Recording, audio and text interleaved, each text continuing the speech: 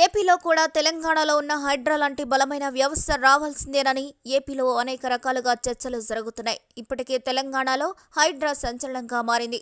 అయితే అటువంటి వ్యవస్థ ఆంధ్రప్రదేశ్లోనూ రావాలని అక్రమ నిర్మాణాలపై సర్కార్ ఫోకస్ పెట్టే ఆలోచనలో ఉన్నట్లు తెలుస్తోంది. తెలంగాణ తరహాలోనే ఓ ప్రత్యేక విభాగాన్ని ఏర్పాటు చేసేందుకు ప్రభుత్వం యోచిస్తుందని ప్రచారం జరుగుతుంది.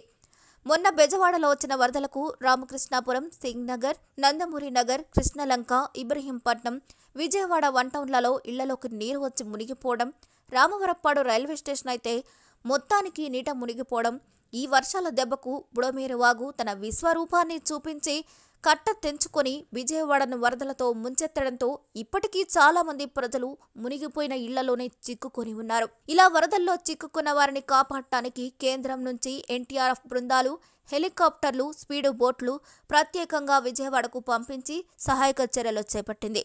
ఇలా బుడమేరు తన విశ్వరూపాన్ని చూపించి తన ఉనికిని చాటుకుంది. బుడమేరు ఇలా విధ్వంసం సృష్టిస్తుందని ఎవ్వరూ ఊహించలేకపోయారు. బుడమేరు మైలవరం కొండల్లో పుట్టిన ఒక పెద్ద వాగు. ఎంత ఎండలొచ్చినా, ఎటువంటి పరిస్థితులు ఎదురైనా ఈ బుడమేరులో ఏడాది పొడవునా దీనిలో నీళ్లుంటాయి. కృష్ణా, గోదావరి ప్రాంతాల మధ్య ఓ అతిపెద్ద మంచినీటి సరస్సుగా విస్తరించి ఉంది. కొల్లేరు సరస్సుకు నీటిని సప్లై చేసే అతి పెద్ద వాగులో ఈ బుడమేరు వాగు చాలా ముఖ్యమైనది.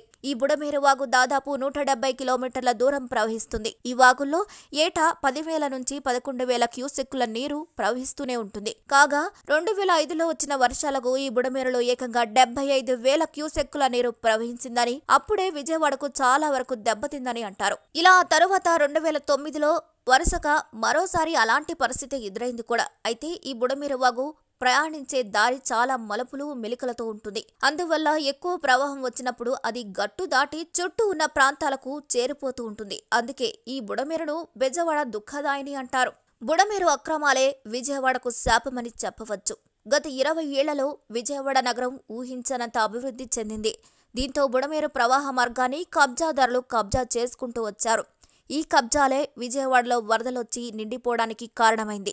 అయితే గతంలో బుడమేరుకు వరదలు వచ్చినా పంట పొలాలు మాత్రమే నీట మునిగేవి. బుడమేరు ప్రవాహంలో ఉన్న మలుపులు నీటి సహజ ప్రవాహ మార్గాన్ని తగ్గించి ఊళ్లలో ముంచెత్తుతున్నాయి. అయితే విజయవాడ నిడమానూరు ప్రాంతాల్లో ఉన్న యూ టర్నింగ్లను సవరించాలని 20 ఏళ్ల క్రితమే ఇరిగేషన్ శాఖ ప్రతిపాదించింది. అయితే కాలంతో పాటు ఆ ప్రతిపాదనను ప్రభుత్వాలు మర్చిపోయాయి. కబ్జాదారులు బుడమేరు ప్రవాహం విజయవాడ నగరంలోనే రాకుండా ఏర్పాటు చేసిన కరకట్టను ధ్వంసం చేసి ఇళ్ల నిర్మాణం చేపట్టారు. ఇలా కరకట్ట ఇప్పుడు ఆనవాళ్లు లేకుండా పోయింది. దీంతో బుడమేరు పొంగి ఊరి మీదకొచ్చిందని అంటున్నారు.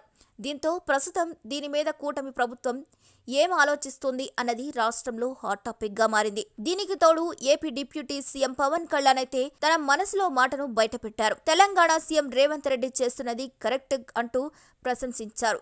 గతంలో చెరువుల మీద నిర్మాణాలు చేపట్టడం చూసి చాలా బాధపడేవాడినని, అదే తీరున విజయవాడలో కూడా చాలా అక్రమ కట్టడాలు ఉన్నాయని, ఏపీలోనూ నిబంధనలను పక్కన పెట్టి నిర్మించిన వాటి మీద తాము కఠినంగా వ్యవహరిస్తామని పవన్ వెల్లడించారు.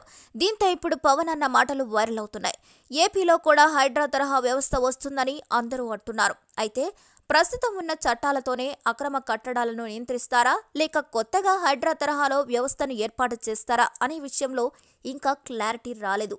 అయితే కృష్ణానది కరకట్టం, బుడమేరు ఆధునీకరణతో పాటు విజయవాడ కాలువలతో సైతం పునరుద్ధరించి ఆ ప్రాంతంలో అక్రమ నిర్మాణాలను గుర్తించి వాటిని తొలగిస్తేనే విజయవాడ వరద సమస్యలను శాశ్వత పరిష్కారం దొరుకుతుందని అంటున్నారు. మరి ఈ వీడియోపై మీ అభిప్రాయాలను కూడా ఖచ్చితంగా కామెంట్స్ ద్వారా తెలియజేయండి. మరిన్ని అప్డేట్స్ కోసం మా ఛానల్ని లైక్ చేయండి, షేర్ చేయండి, సబ్స్క్రైబ్ చేయండి.